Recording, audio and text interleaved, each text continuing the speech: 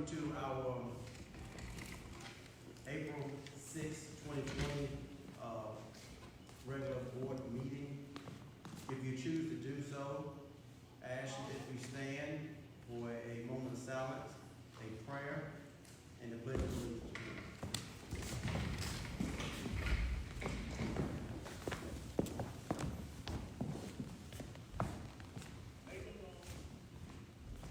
Dear Lord, I pray that you guide us always. Satisfy the needs that need to be met during this meeting. Heavenly Father, in our hearts we plan our course, but we pray that you establish our steps. Oh Lord, bless and instruct us and teach us the way that we should go in this meeting. We also ask a special prayer for those who are suffering for the coronavirus. We ask you blessings and protection over all of our citizens and throughout this country and this world. Amen. And for the pledge. I Pledge allegiance to the flag of the United States of America and to the republic for which it stands, one nation, under God, indivisible, with liberty and justice for all. You may be seated. Thank you.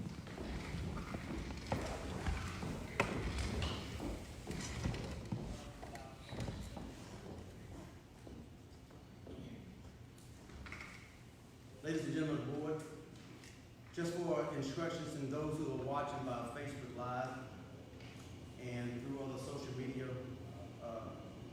we have two of our other board of commissioners that are on the phone, correct?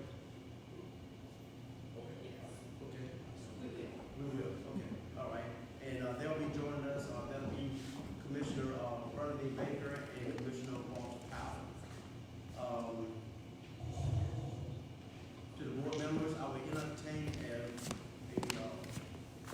approval for item number 1, which is adopt the suggested agenda.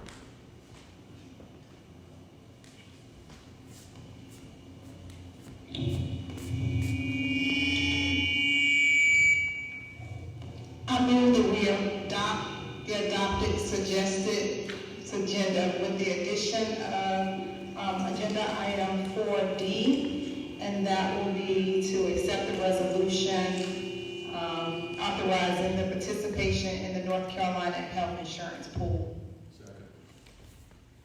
All right, it's been properly motioned by Commissioner Peters, second by Commissioner Hunt, that we adopt our item number 1, adopted suggested agenda as stated. All in favor say aye. Aye. Opposed, nay. Motion is carried. Item number 2 is going to be citizen comments. We have had our citizens to send in their comments before this meeting. Ms. Angelina Dunlap, clerk to the board, will read all of the citizens' comments. Ms. Angelina.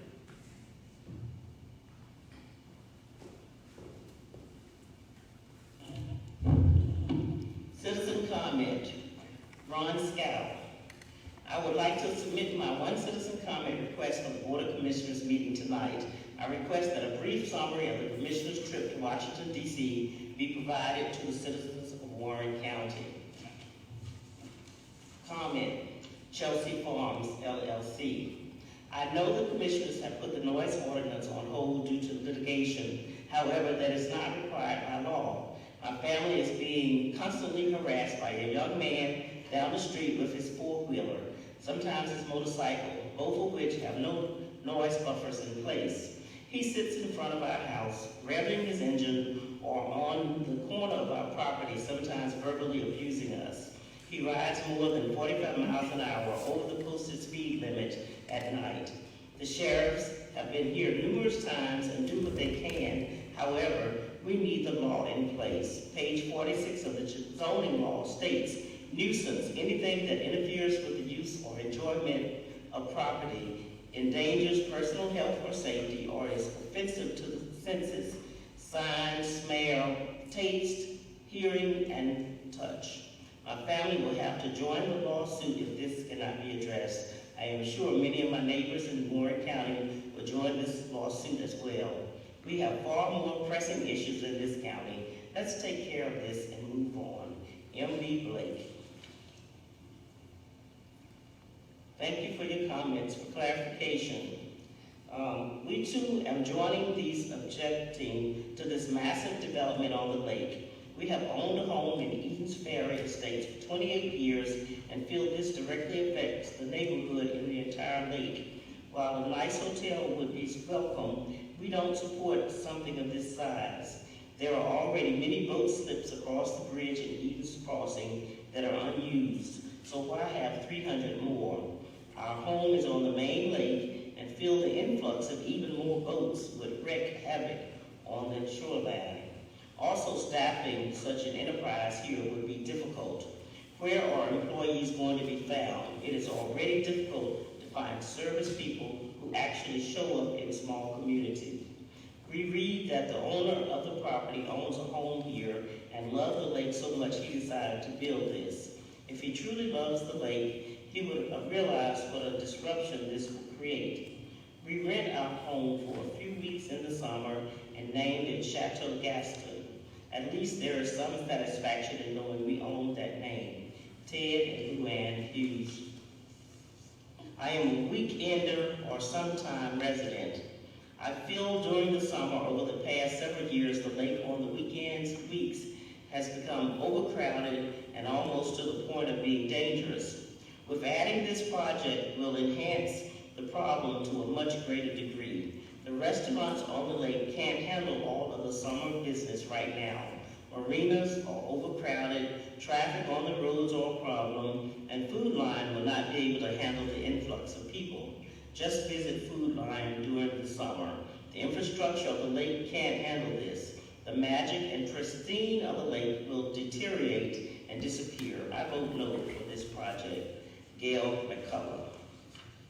Chateau on the lake, I am against the plan of the 300+ boat slips and the condos. The lake is already very busy in the summer and holidays. Those who do visit disregard boating rules, throw lots of trash in our lake. We like to float in our cove. That's Beverly Fowler.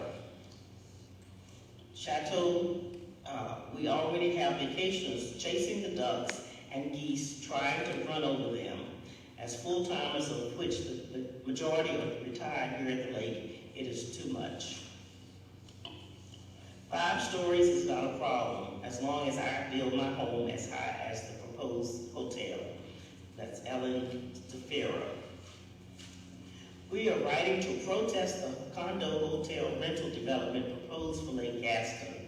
Our objections to this massive development are: there are 2 major condo developments within 2 miles of the proposed development. Both are mostly empty.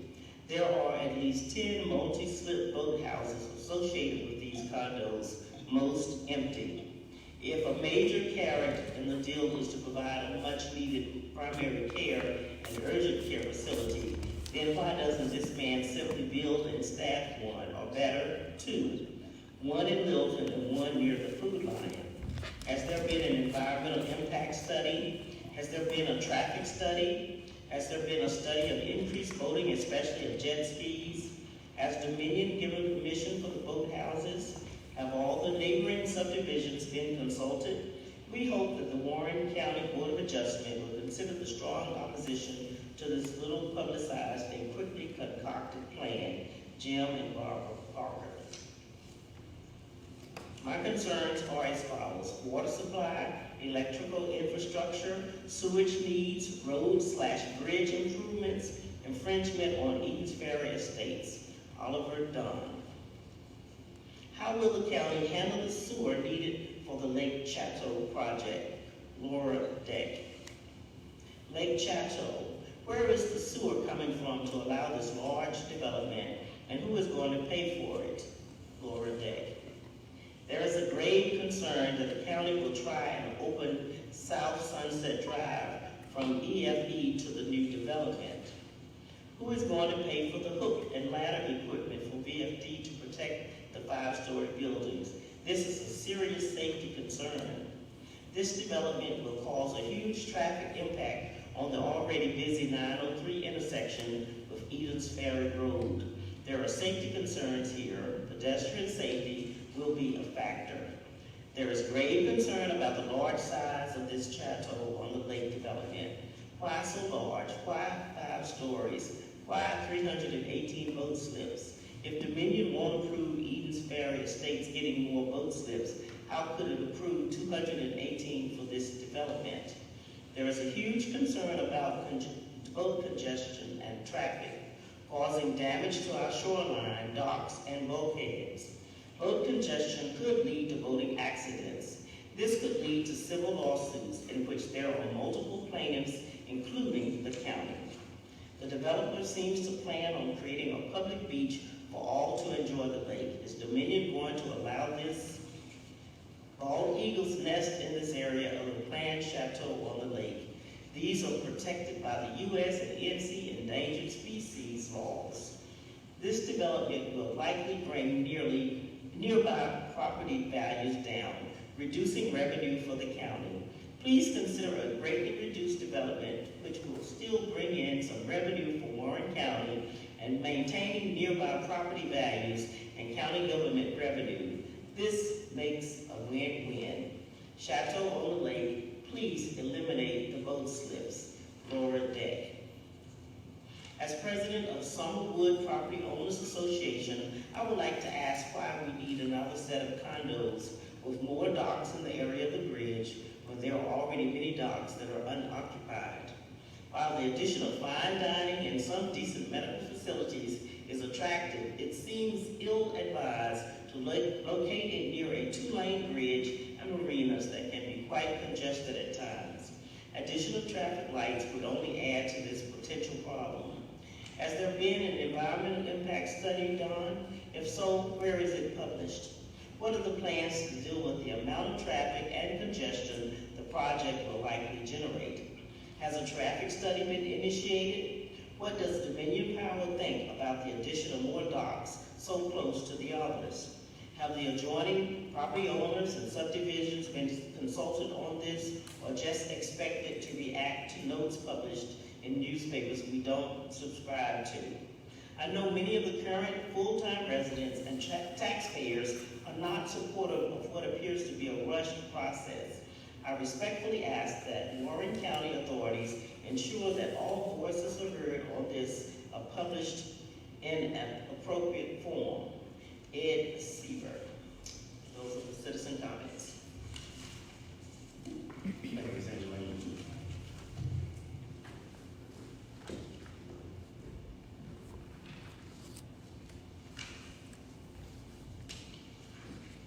Ladies and gentlemen of the board, I will move on to item number 3, which is the consent agenda. I entertain a motion for approval. Mr. Chair, I move to approve the consent agenda. Second. It's been properly motion by Commissioner Arnett, second by Commissioner Peters, that we approve our consent agenda as stated. Is there any discussion? Hearing none, all in favor say aye. Aye. Opposed, nay. Motion is carried. Moving on to item number 4, which is county manager updates. Mr. Jones, you have the floor. Thank you, Chairman. I have a few items for you this evening. First, I'll start with our emergency services update. Since the emergency declaration by the board, we have been adapting to what unfortunately is our new normal, and we started with public health and the emergency management division. And right now, after that declaration, we got everyone who is considered our emergency management partner involved.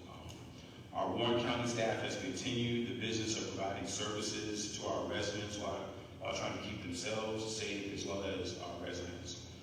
All of our offices have been staffed but closed to the public. Residents are encouraged to use our online services, the drop boxes where they are available, and we are always available by phone 8:30 to 5 p.m. every day, Monday through Friday. Our staff have been adapting by working alternate schedules as they try to remain safe. Even in the governor's emergency declaration and stay-at-home order, our EMS, law enforcement, our fire departments, DSS, the health department, and the register of deeds are all required to provide service. So we have also been working diligently just to make sure that we're pitching in to keep each other safe. We're trying to keep our residents informed, and it has not gone unnoticed. I would like to thank our Warren County staff. They have actually been showing some diligence during this time, and I would also like to end by encouraging our Warren County residents to please use our county website as a resource. That's warrencountync.com, and we also have, at the Commissioner's request, a COVID-19 information line, and that number is 252-257-7132. And with that said, we will have Dr. Brake, who is our Public Health Director, come up and provide you an update on how our Public Health Department has been working to respond to the pandemic, and then we'll end with Mr. Dennis Pascal, our Emergency Services Director. Thank you. Thank you, Mr. Jones. Ms. Brake? Good evening, everyone. Good evening. The Warren County Health Department has been diligently working with the State Department of Health and Human Services, as well as our local county response team, to address COVID-19 in Warren County. So as of today, we have 3 known confirmed positive cases in Warren County. We have 41 known residents that have been tested. We have 38 known negative results. And at this time, we have 0 known results pending. We all have heard that in North Carolina, as well as in our region, that we do have community spread in that people are getting sick with the coronavirus and don't know the source of their infection. So it is also very likely that some infected people are not aware that they do have COVID-19. Evidence from the CDC suggests that some people could be infectious even before they develop symptoms. And because we can't actually know for sure who has it and who doesn't, the safest approach is that we should assume that anyone might have it and use the recommended precautions. The state has put out preventive measures that include frequently washing your hands with soap and water for at least 20 seconds, staying at home if you're sick, covering your coughs and sneezes with a tissue and discarding the tissue immediately, avoiding touching your eyes, nose, and mouth with unwashed hands, and then practicing social distancing at least 6 feet away from others, and disinfecting frequently touched surfaces and objects. So these are all preventive measures that our residents can practice daily. As of this past Friday, the CDC also recommended wearing a cloth face covering to cover your nose and mouth when you're out in community settings such as grocery stores and pharmacies. This is to protect people around you. So a lot of people think it's to protect themselves, but it actually is to protect the people around you in the event that you may be infected and do not have symptoms. The CDC also recommends that there are those individuals that should not wear face coverings, and those include children under the age of 2 years old, anyone who has trouble breathing, as well as anyone who is incapacitated or unable to remove the cloth from their face without assistance.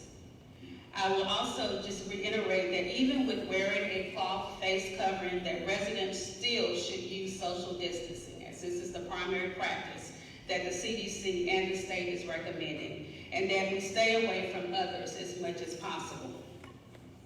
In the event that someone thinks that they are exposed to COVID-19 and they develop fever and respiratory symptoms, mainly cough or shortness of breath, they should contact their medical doctor first for advice. If an individual does not have a health care provider, they can call the Warren County Health Department at 257-1185.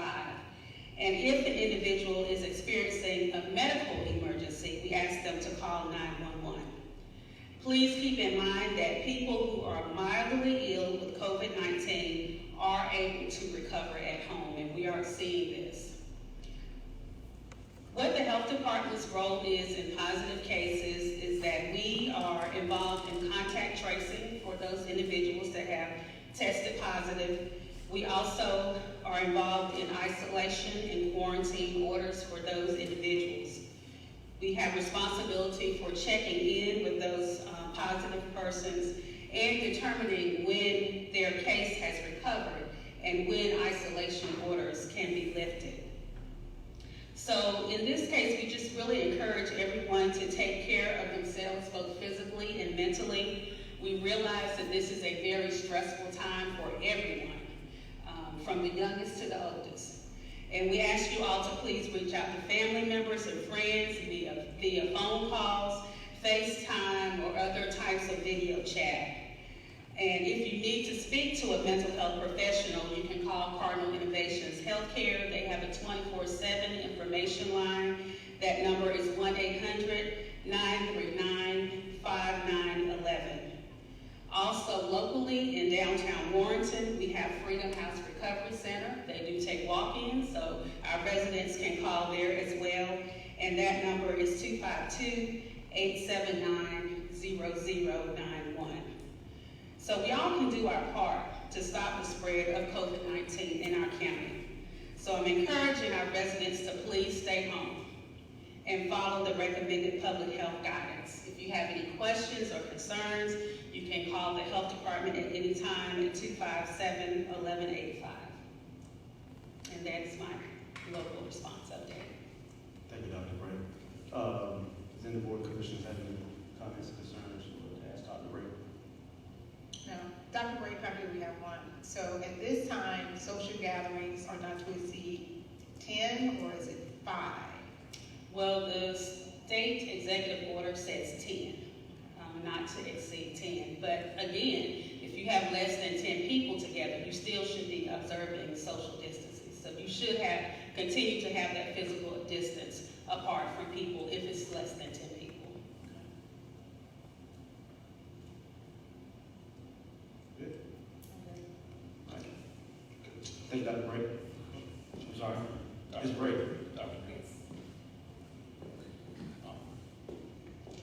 Without revealing too much patient information, are you able to talk about the cases that we have had so far? Are they from community spread, or are we pretty much able to sort of track down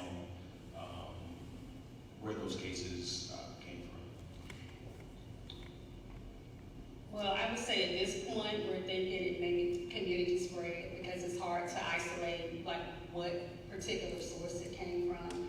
I would say they're likely not traffic related, so we are thinking it is more community spread. The 3 individuals, as we mentioned in the press release, they're actually all 3 now are recovering at home, and actually our first patient that tested positive, we spoke with today, and he actually has recovered. So that is good news. That's wonderful to hear. Recovery is wonderful to hear. Yes. Thank you, Dr. Bray. Okay, thank you. Ms. Patterson. Yes, sir. Thank you for coming out tonight, sir. Good evening, Commissioners. Hope y'all doing fine. Doing well. Thank you. Again, just sort of echo what's already been said by the county manager and Dr. Bray.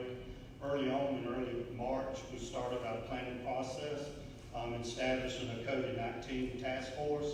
And with that, we've been aggressive and still aggressive, in trying to come up with action plans for the COVID-19.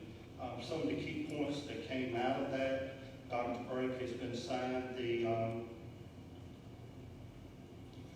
she's signed with I've been signed into the commander, and she's also the lead person with that because of her expertise, and it follows under the emergency support function, number 8 for that. Communications was one of the things that we established early on that needed to be made. It's already in EDCO, and one of the things was updating the Warren County's webpage to make it easy access for everybody to get to the link where they could go to find more information. So we're constantly sharing different links that comes down that's related to COVID-19. So that's been a very valuable tool that we've implemented early on with the COVID-19 webpage. Again, like the county manager said, our county employees has had a lot of questions from day one, so he's been trying to stop at the top of that along with Dr. Brake and trying to address those concerns. So the task force has been really informative for that. and also sharing the proper information to the public with that to try, because there's been a lot of misinformation with that, so we try to give the people to the correct information. Several tasks that were assigned to the emergency service director that we're still working on is developing a volunteer resource support for critical mission. So that's still going on because it's this progress. We might need additional volunteers to help in various tasks that'll be identified. One of the other tasks was coordinate the procurement and acquisition and distribution of personal protective equipment, cleaning products such as disinfectant, to the county departments and other entities. This is an ongoing process, being assisted by EMS, Buildings and Grounds, Public Works. So all of the departments are trying to come together with different vendors that we can reach out to try to replace that. One of the other things we're doing is trying to do a weekly briefing to our emergency managers within the county that's been identified. So that's ongoing weekly, try to keep them abreast of what's taking place.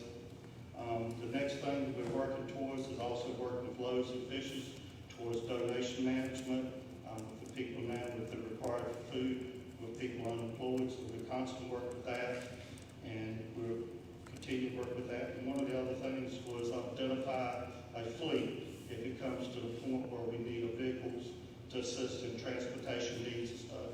So we're also trying to make a list of volunteers, so we can have a list of what vehicles will be available if a need comes to assist in moving products or people along that. Like I say, this is our 22nd day of operation since the county declaration, so it's been really busy. Early on, and right after the county declaration, we had a key stakeholders meet. We had 31 participants involved in that. We had the school systems involved, the 3 municipalities. So we was very privileged to have all of that to come together to start off our key stakeholders meeting. On that. In our emergency operation plans, we have what is called ESF. These are identifiable emergency support functions. So the one that we're pretty much following right now is the emergency support function 08, which deals with public health and medical services. So pretty much all of our emergency support functions are energized one way or another to support the COVID-19 experience that we've taken place. As in communications at the 911 Center, we continue to work with them. The state has a ST protocol for high pathogens protocols, so they constantly update according to what's taking place with the COVID-19. So we work with the 911 Center and updating that and dispersing the information out to the fire departments. Firefighting is still taking place. We've had some calls in March with a house fire fatality. We've had some reports of illegal burns. We've had a truck to turn over 18 pallets of product. So the fire service has still been engaged in carrying out their activities and in supporting EMS when requested. Emergency management is just daily operations, numerous emails, just various task data and doing that. Mass care, one of the things we've been mighty fortunate, the school system at Hollowassaponi are still providing meals, to their students. So that's been a big, great access to the county and what they're doing in that part. Health and medical, Dr. Brake has already gave you a briefing on that with her department, and she's been very informed in sharing the proper and pertinent information to the Emergency Operations Center so we can put it in our statistical data that we need to submit to the state. I guess one of the biggest challenges that I'm facing today that y'all have probably seen numerous times on TV with the ongoing reports, the national stockpile was not really designed for this type of epidemic, especially when it involves the whole country. It's just not one little hot area, so the national stockpile was pretty much deleted earlier. Last week during a conference call, Mike Sprayberry mentioned, I think he had over $100 million worth of inventory on that.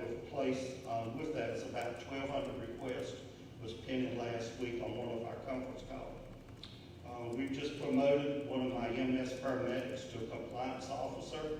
on April 1st, so he was tasked to assist with me on procurement of supplies, so it's been a challenge for him. Right now, with the national shortage, it's a challenge. The state, the federal government, and the locals all trying to bid for the same commodity. It's very challenging. Within the last 2 weeks, and it happened today, we thought we were going to be receiving a shipment of N95 masks. That was diverted. We had an order the other day for some gowns, and that order was diverted. So we can speak of where they was taken from. So that's the problem we run into. Also, we got price gouging. Also, tariffs. Things are being shipped now from other countries. So when we call and try to check on price, they are passing off some of their tariff costs to get the products here. Also with that, some of the items are getting stuck in custom, so they're not clearing custom yet, so on that. And the other thing we have to be careful about is counterfeit. You just be amazed at the numerous emails that I get daily from various vendors. So you really have to check the products and make sure they're not counterfeit. So it's just a lot more than just ordering. So that's the biggest challenge that we're facing now. With our supply requests in the county, we have what we call is the SPARTA system. And within that, it's a state emergency management website or webpage that we use. With that, it's also EMS is involved, the hospitals, and emergency management.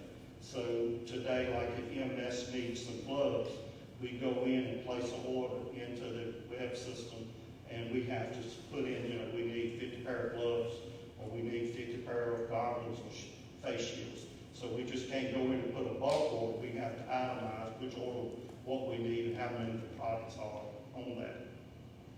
Last week, the state made some revisions to that because of the numerous orders.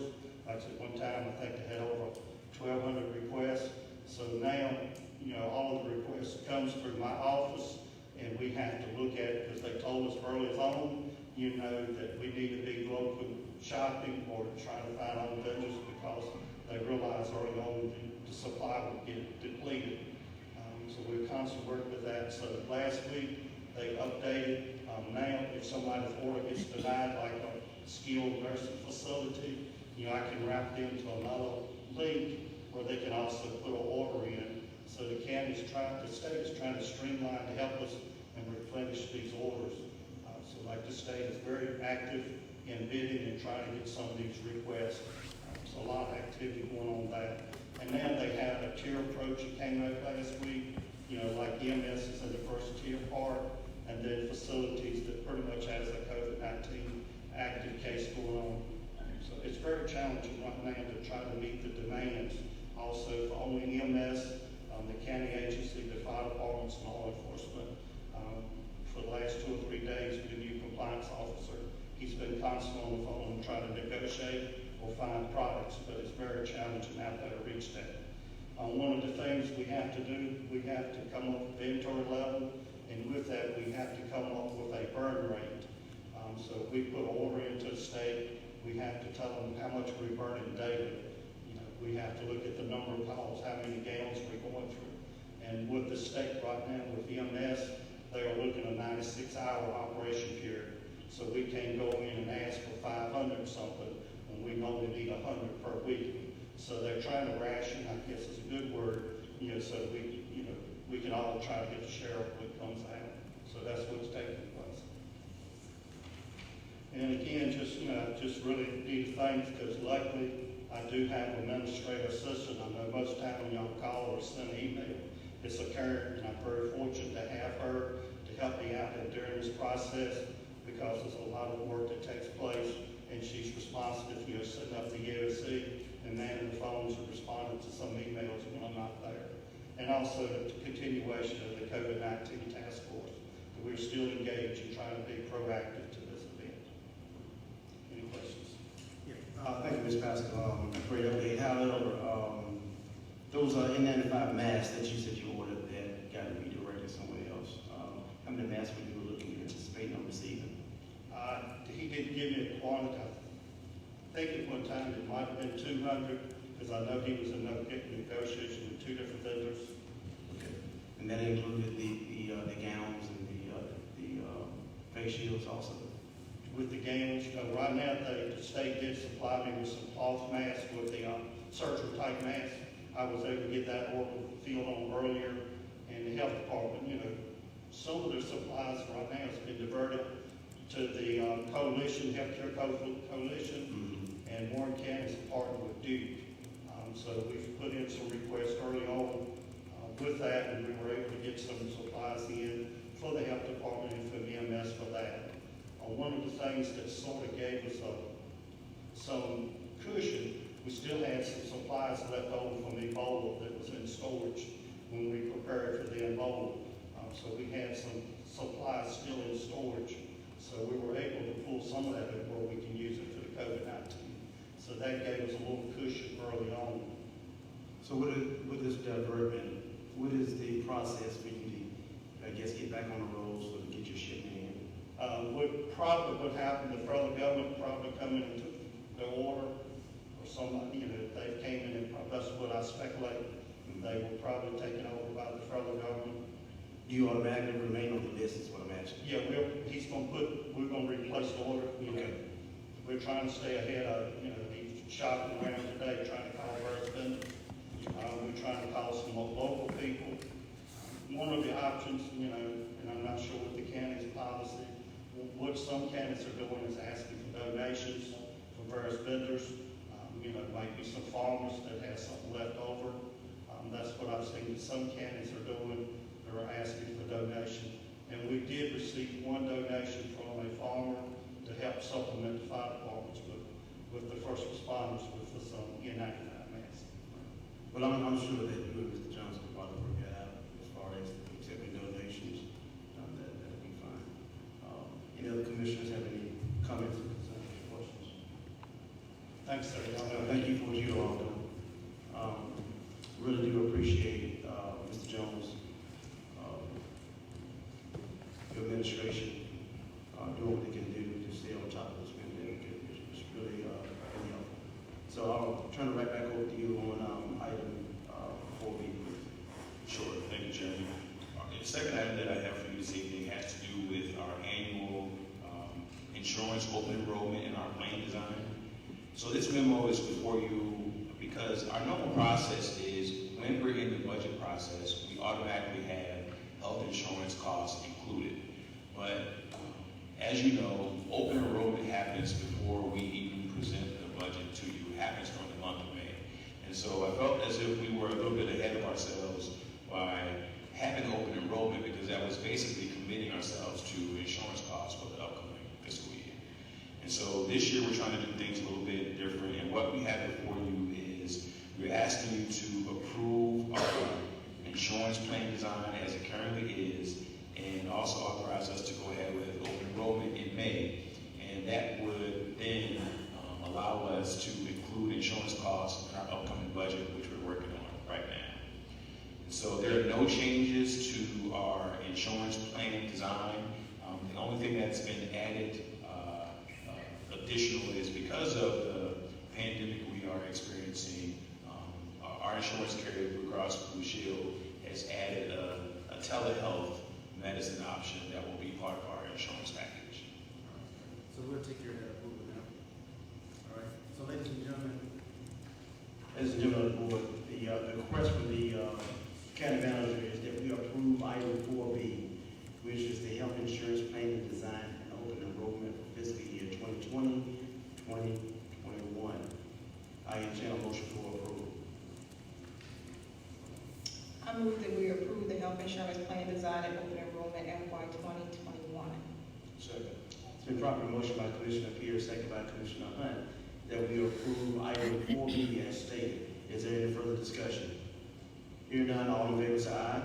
Aye. Opposed, nay. Motion is passed. Mr. Jones? Thank you. Our next item has to do with Government Day. We were well underway with planning for our Government Day activities on May 2nd. And so I just wanted you all to consider that we'd like to ask you all to postpone Government Day, which means we will find an alternate day when all this settles down, where we can have the event later on in the year. I'm sorry, for clarification, was that for approval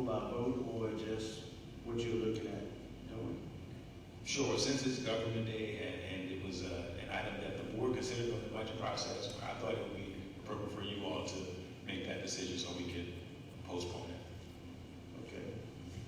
I am going to suspend the rules for just a minute to make sure that we're on board with suspending the Warren County Government Day indefinitely. Is that y'all's wishes? But under the current circumstances, we may not be able to do it anyway, so it would just be wise if we were to postpone it until a later date. Okay. You don't have to, we just plan it by ear right now. Okay, so I don't have any problems with that. Mr. Kingsbury, have we entered into a contract? Have we signed anything as yet? Or were we still just in discussions with the vendor? I remember reviewing a contract, but I don't think it's been executed at all. Okay. We have been in contact with the vendor, and he is preparing some alternate dates. Okay, thank you. All right. Well, just let us know that when that time comes up, and it's gonna be a on-call type of situation anyway. So I entertain a motion for to move the Warren County Government Day, which was scheduled for May 2nd, 2020 of this year, to a future indefinite date. Is that good? Postponement. Okay. Better word for postponing it then. Let's postpone it to a future date. Entertain a motion as stated. I move that we move to postpone Warren County Government Day from May 2nd, 2020 to an unknown future date at this time. Second. It's been properly motion by Commissioner Pierce, second by Commissioner Hunt, that we postpone the Warren County Government Day as stated. Is there any further discussion?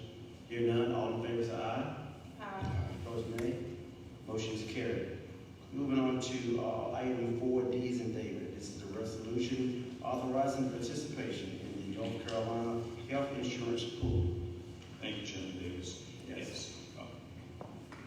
We work with an insurance consultant, Hill Chesterton, Woody, and they help us annually with our insurance negotiations that we have with our insurance carrier. Our insurance carrier now happens to be Blue Cross Blue Shield, and we have also been offered the opportunity to participate in the North Carolina Health Insurance Pool. We started talking with them last year. It was not a good fit for us last year because the increase to join the pool was significantly higher than our increase that we received from Blue Cross Blue Shield. But annually, what we go through is a process where we talk to Blue Cross Blue Shield every year, and they tell us, based on our claims experience and what's happening in the industry, they give us an initial rate for our insurance costs for the next year. Last year, we were facing about a 14% increase. We got it down to 4%. This year, they told us we were looking at a 17% increase for next year, and now they've come back and said that that number is 5.8. At the same time, we've also received a proposal from the insurance pool. And so it appears that the insurance pool for this year will allow us to get in at a rate that is equal or very close to Blue Cross Blue Shield. And that rate is 6.1%.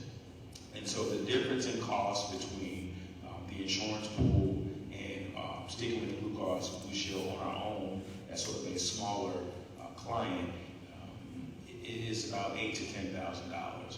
So I'm recommending at this time that we join the insurance pool, and this resolution is a requirement for us to be able to join. So you all approve the resolution will allow us to continue our conversation with the insurance pool, and they expect, if you all approve it, that we would be able to, as of July 1, be a part of the insurance pool. We stick with the Blue Cross Blue Shield. It does not change the insurance plan that you all just approved. We hope that long term, that's where we will see savings by being a part of the pool. So over 5 years, if the pool works as they have explained to us, the increases annually would be significantly less than what we are currently experiencing, and that's how we will receive savings over the next 5 years. All right, before we move into the motion process, does any other commissioners have a question for Mr. Jones? I do now, I'm listening to you, so that I'm clear, the benefits, everything is gonna be identical to what our employees are doing now. It's just somewhere down the road, we may see that savings come back to the county. Absolutely. Okay. Mr. Hunter? No, that's what I was going to ask. Okay. All right. Oh, and then I do have another one too, with the consultant. Do we pay them, and if we join the pool, will we continue to still use them to negotiate, or will that go away? So yes, we paid them. We have a contract that was signed before I arrived. It will probably be before you coming up in the next few months for approval again. And yes, we will keep them as a member of the pool. We still need them to sort of help us negotiate with Blue Cross on plan design and that sort of stuff. And so their costs are wrapped up into the premiums that we pay. Okay. And we will be able to stay with them even as part of this pool. All right. Is there any further discussion? All right, I will entertain a motion that we approve the resolution stated and authorizing the participation in North Carolina Health Insurance Pool. Mr. Chair, you ready? Yes, sir. I move that we approve the resolution authorizing the participation in the North Carolina Health Insurance Pool. Second. All right, it's been properly motioned by Commissioner Hunt, second by Commissioner Pierce, that we approve item 4D as stated, which is our approval of the resolution. Is there any further discussion? Hearing none, all in favor say aye. Opposed, nay. Motion is carried. All right, we're going to move right into, thank you, Mr. Jones, for the updates. We're going to move right on into item number 5, which is amendment number 13 to the fiscal year 2019-20 Warren County budget ordinance.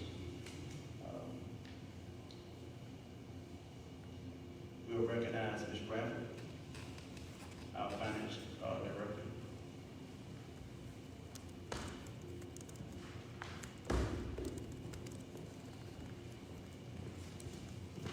Ms. Bradford, I'll just let you speak to all of them, and then we'll move to approval for you, okay?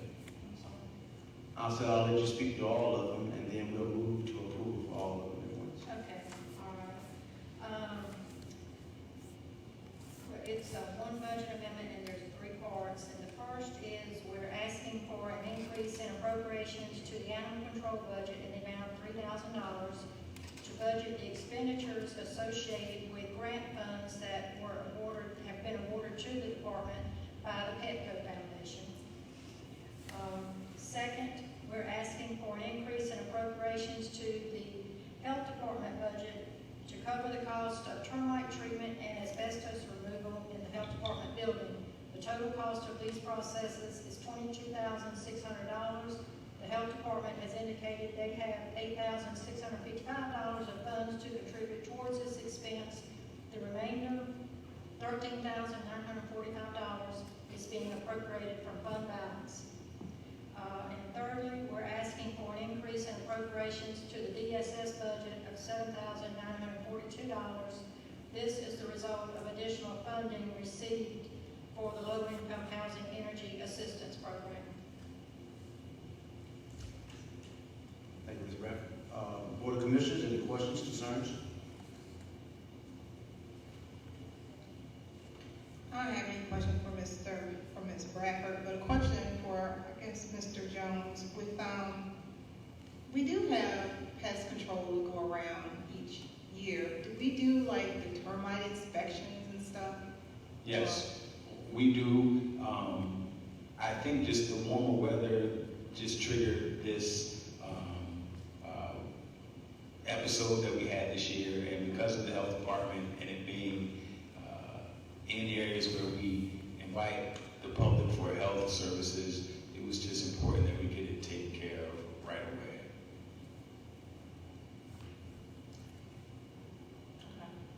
Excuse me. Is there a crawl space in that facility, or is it a slab? It is, I think, a combination of both, but it's mostly slab.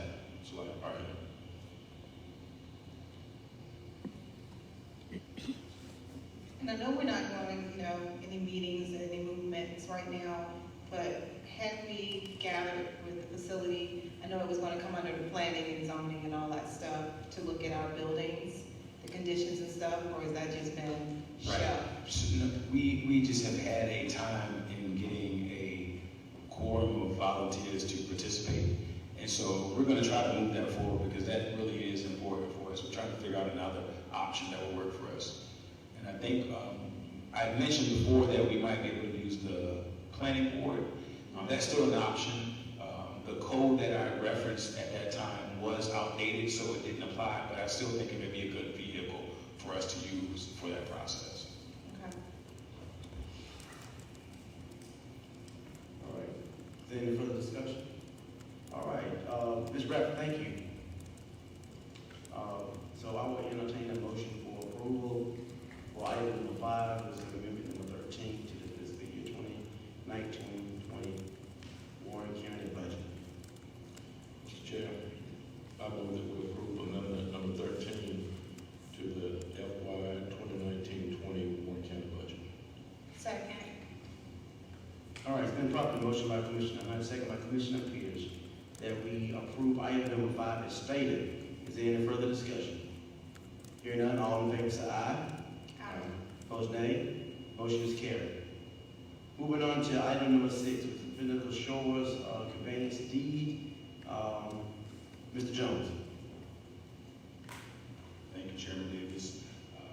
We have a Pinnacle Shores conveyance deed. This is a new subdivision that is being built here in Warren County. And we actually do have Mr. Robertson on conference call if you'd like him to give you an overview. It's about 88 lots. And what happens is the developer has put in a water service line and system that connects to Warren County. And so at this point, they have built it to our standards, we have inspected it, and then they are turning it over to us to be a part of our county water system. Okay, if he's on the line, I don't mind hearing from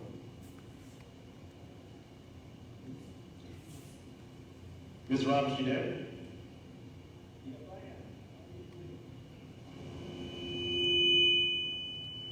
I'm not sure if technology is going to allow us to hear you clearly. Let's see.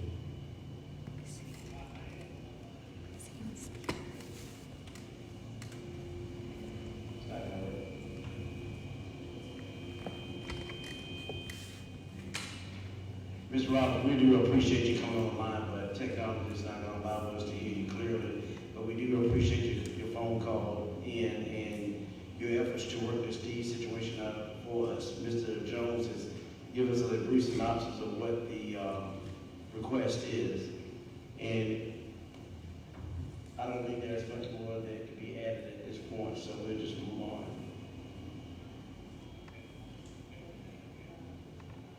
Yeah, he's really low. So Chairman Davis, I forgot to add that our county attorney has reviewed this, and he can provide me some update as well. Well, there we go. Mr. Kingsbury, you got the floor, sir.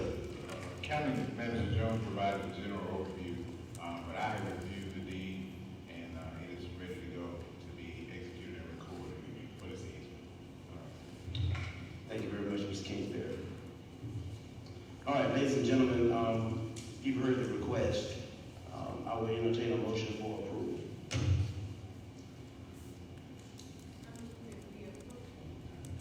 Sorry, I move that we approve the Pinnacle Shores Covenants deed request.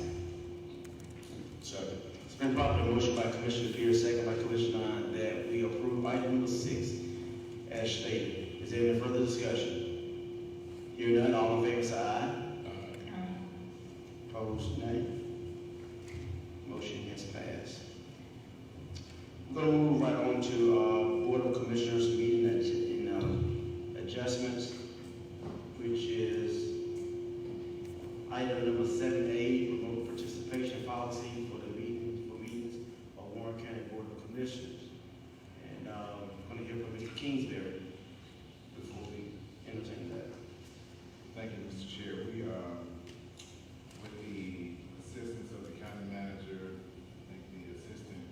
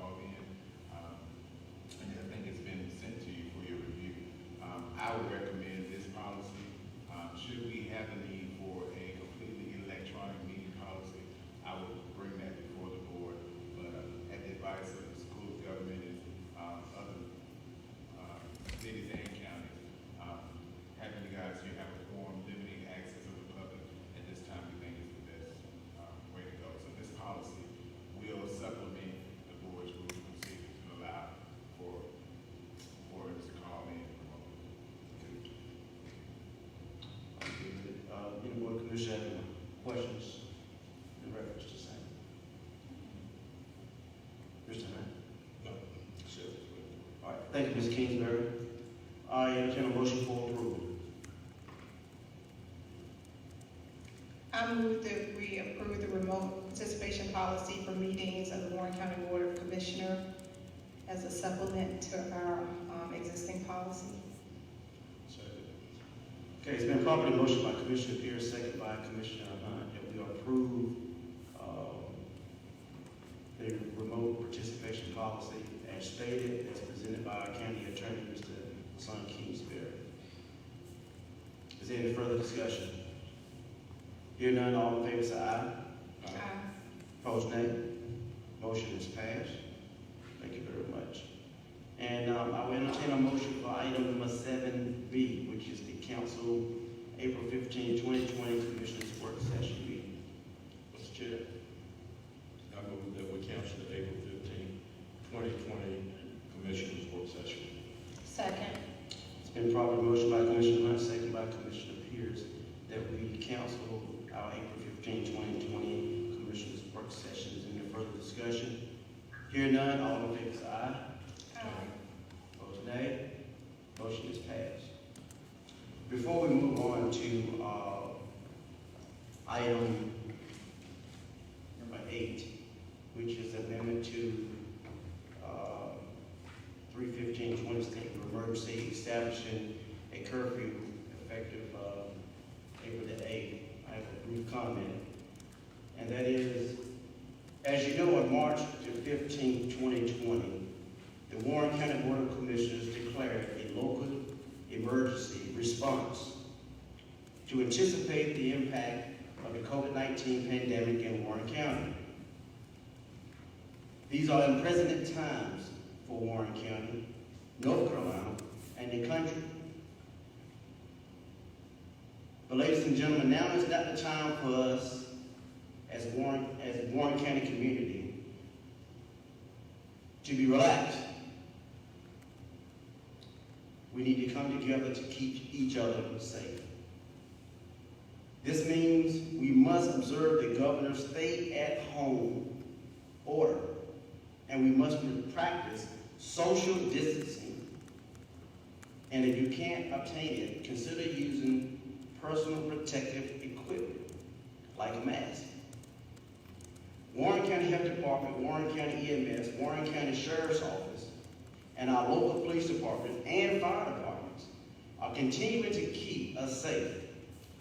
Despite the shortage in protective equipment, Warren County government has remained open to provide services using alternative methods. But some of our agencies are required to provide services such as the Health Department, Social Services, and the Register of Deeds per the direction of the state of North Carolina. We noticed that Warren County schools have done an outstanding job of providing meals to our students during the shutdown of schools. Additionally, the Warren County Senior Center is delivering meals to our most vulnerable seniors population who are used to gathering at the Senior Center for meals. The county staffs have begun preparing for the long-term need for food should the pandemic last longer than expected. Loaves and Fishers have seen a significant increase in those seeking assistance for food. We appreciate our faith-based community partnering with us, and we really do appreciate that as well. Our faith community has helped spread the word about the need for donations to Loaves and Fishers, and we have also seen examples of faith community providing food for seniors and volunteers who are making masks for our first responders due to the nationwide shortage of personal protective equipment, and we thank you. These are all examples of what makes Warren County great in these extraordinary times. To close, now is not the time to become relaxed because the weather is changing. We do appreciate the great weather, but this this is not the time for us to be relaxed when it comes to COVID-19. We have seen instances of people holding gatherings larger than 10 people, cookouts, while not observing social distancing. And we do understand that we have major holidays that's coming up, and we're used to gathering and family coming together, cookouts and a lot of social gatherings, more than 10 people. But ladies and gentlemen, this is not the time or the year for that, unfortunately. We have also noticed that, teams are playing basketball and hanging out in groups. We have to take this serious. Community spread is here. Now is not the time for visiting others outside of our household, unless you are helping with their care. As a rural community with less access to medical resources, it is important that we recognize the seriousness of this pandemic. I am encouraging, as well as this board is encouraging you, each of us, and those who are participating on the web, to spread the word safely that the only essential business and needs should be addressed at this time, and social distancing should be practiced with those outside of your immediate household. This is the only way we'll be able to return to our usual sense of normalcy over the coming weeks. We have to come together, and we have to do this together. We have to do this by recognizing that community spread is a factor when it comes to this pandemic. We have an opportunity here in Warren County to do what we need to do to get through this.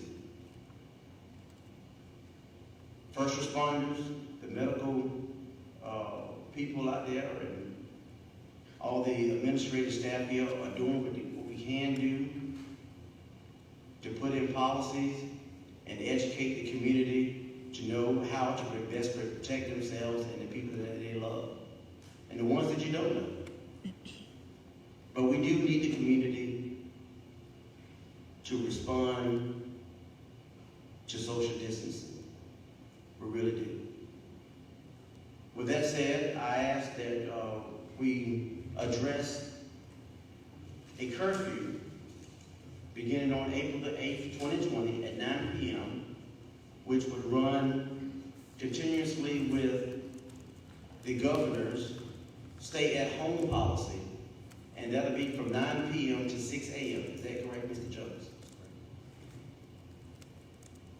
Is there anything else that need to be elaborated on, Mr. Jones, before we go forward? Sure, thank you. I'll just have the county attorney help me where possible. Just wanted to explain that we are encouraging people to stay home and only travel out. They need to take care of essential business. The governor's executive order sort of establishes what is considered an essential business. And so people can go to the grocery store. They can go and seek health care. And there are other things, but outside of that, we are asking that people limit their mobility here in the county.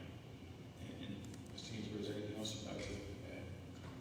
Lots of citizens and businesses have sent questions to the county administrative office. There are some question and answer guidelines that have been sent out from the governor's office as well. So you can go online to the governor's webpage. Those Q&As are there as well, and they answer some of the questions that you have sent to the county administrative office as well.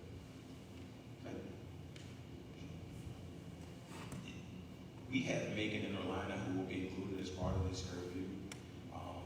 We did get some comments from Orlana asking specifically if the curfew would allow us to have businesses closed down at the same time as our curfew.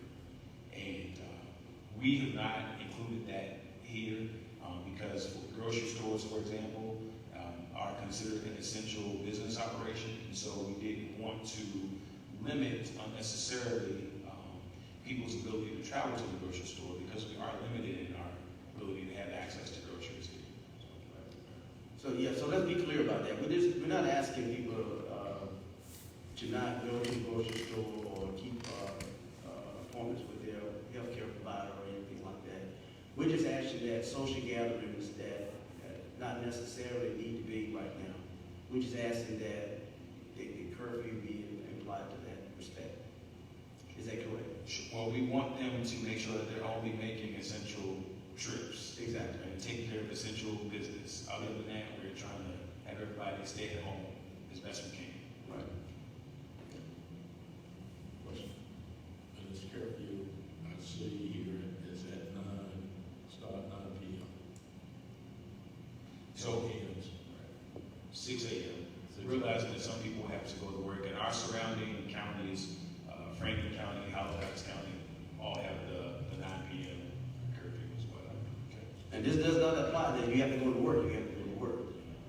Right, and hopefully their work is on this list of essential. Exactly. Exactly. And forgive me, but we did ask the sheriff to be on the line in case you need him to provide you any feedback as well. Okay. Is the sheriff on the line? Yes. All right, let's see what's happening. You there, Sheriff? Yes, sir, Mr. Davis. How you doing, Sheriff? If you would speak to our curfew, please. Well, for the curfew, like I talked to Mr. Jones earlier today, we would, if you see a large gathering of more than 10 people, we get a call, we would dispatch, actually call 911, and we'd dispatch a tenant, advise the deputy when they get there, pull up to the resident, and use the PA system to ask them to disperse, according to the order. Okay. Thank you, Sheriff. We really do appreciate what you and your deputies are doing for us and doing the best you can to keep us safe out there. We really do appreciate you helping us do the best we can as far as controlling this pandemic in this area. Anything up? Yes, Sheriff?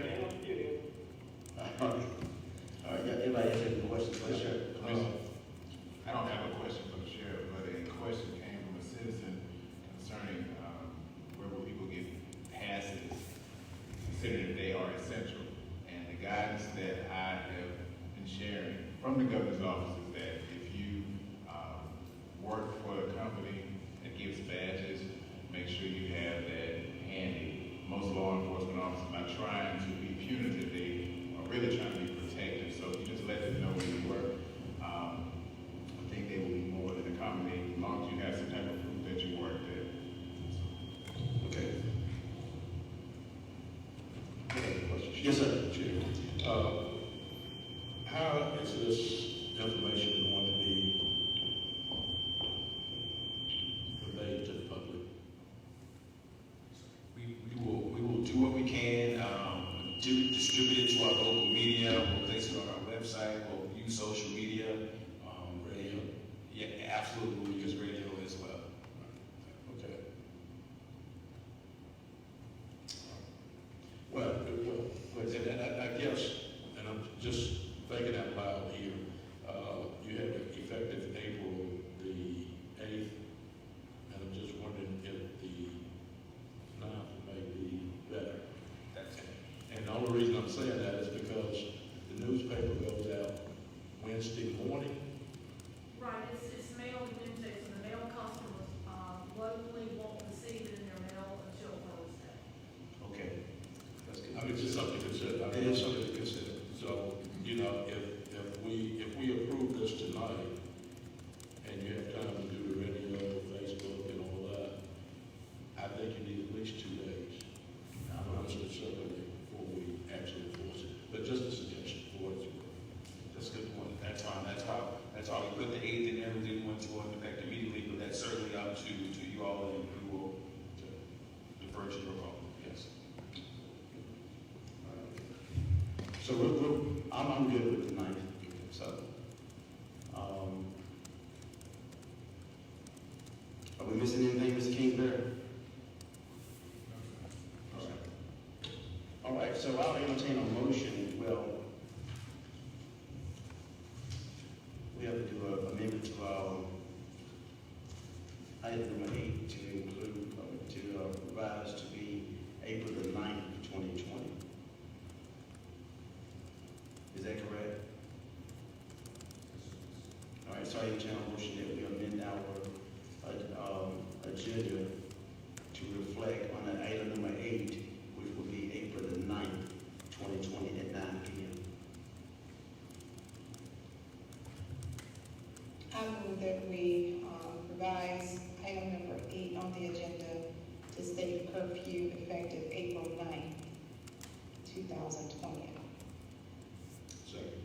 It's been properly motioned by Commissioner Pierce, second by Commissioner Hunt, that we amend item number 8 to reflect April the 9th, 2020 at 9 p.m. in reference to the curfew effective date. Is there any further discussion? Hearing none, all in favor say aye. Aye. Opposed, nay. Motion is carried. Now for item number 8, as stated, amendment to 3/15/20 state of emergency establishing a curfew effective April the 9th, 2020 at 9 p.m. and concluded each day at 6 a.m. I entertain a motion for approval. I move that we approve the amendment to the 3/15/20 state of emergency establishing a curfew effective April 9th, 2020 at 9 p.m. to mitigate the threat and spread of coronavirus 2000 COVID-19 pandemic within Warren County, North Carolina. Second. It's been properly motioned by Commissioner Peters, second by Commissioner Hunt, that we approve item 8 as stated. Is there any further discussion? Hearing none, all in favor say aye. Aye. Opposed, nay. Motion is carried. Thank you very much. Moving on to item number 9, which is updates from the Board of Commissioners. Ms. Pierce. I just want to quickly say the month of April is observed from NACO, the National Association of County Officials, as the National County Government Month. And this year's theme is County Matters, and I really think that it's so fitting. I want to thank all of our staff, employees, ourselves included, for the work that we've done during this crisis. You know, it's unprecedented, but we have worked continuously to serve the people of Warren County because, in fact, counties do matter. So for that, I say thank you, guys. All right. Mr. Hunt. None of this time. All right. I would close by saying I really want to take my hat off to Mr. Jones and his staff. I really do. Ladies and gentlemen that's watching through social media, Mr. Jones and his staff, and Ms. Brake and all of her staff, and everyone has been working tirelessly to ensure that the Warren County citizens are protected and informed when it comes to this pandemic. A lot of times when we have these situations, we look for answers, and we look for our leaders to give us answers and guide us. And I think they've done a phenomenal job, as well as the Board of Commissioners, don't get me wrong. But where the rubber hits the road at is where Mr. Jones and his staff have come together and to make that effort a reality. We're doing things differently, and there's been this whole team has come together, has really come together to make this thing work for us, and I'm really appreciative to it. Also want to say to our local newspaper, Ms. Harris, I want to say thank you. You've helped us to keep our citizens informed through your process, and really appreciate that. Also to WARR, Dr. Dansburg and all her crew out there, Tasha Brothers and all of them, they have done a phenomenal job really reaching out and doing things to keep our citizens informed. And last but not least, the healthcare workers, Dr. Brake, I know that you have been in close contact with a lot of them and behind the scenes that we don't know about. But when you talk to them, let them know that the Board of Commissioners really do appreciate them. We really do. We know that the emergency services, Mr. Pastor, all of your crew, they have to go out. They can't stay at home. Schools out, other jobs and businesses have shut down and told to stay at home. But when the phone rings or the buzzer goes off or whatever, you got to go out to our sheriff's office. Same thing. They have to answer the call of duty. And that's why it's so important, ladies and gentlemen, that you stay at home. If you do not need to be out, stay at home, because you put our healthcare workers, our EMS, our law enforcement officers at risk. They have to come out when you could have just stayed at home. The best way not to get the virus is stay at home. Just stay at home and don't go out unless you have to. But at the end of the day, I'm very sure, because we are resilient type of people, we're gonna get through this. We're gonna make it through it, and we're gonna come out on top. But right now, everybody has to do their part in order to get this done as quickly and fast as we can get it done. And I'm sure for long we will be outside barbecuing and having a good time. But right now, we have to do what we are asked to do, and that is to stay at home. So with that, I will close and say, thank you for everybody for what they're doing. I'm hoping I'm not forgetting to thank somebody. You know, when you saw it, thank you, you forget people, but I hope I covered it. I've covered everyone. And especially our volunteers, Joe. We'll not forget our volunteers. Those out there making masks and doing things for us and feeding our people out there. I just really do appreciate it. So, if there are any more comments or concerns by the Board of Commissioners before I move into item number 10? Yes, sir. Yes, sir.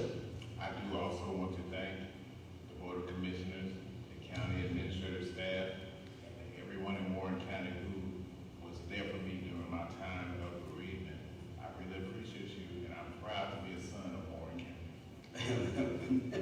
We're proud to have you here, Mr. Kingsbury. You and your wife, y'all are strong people, and we do appreciate it. We're always praying for you.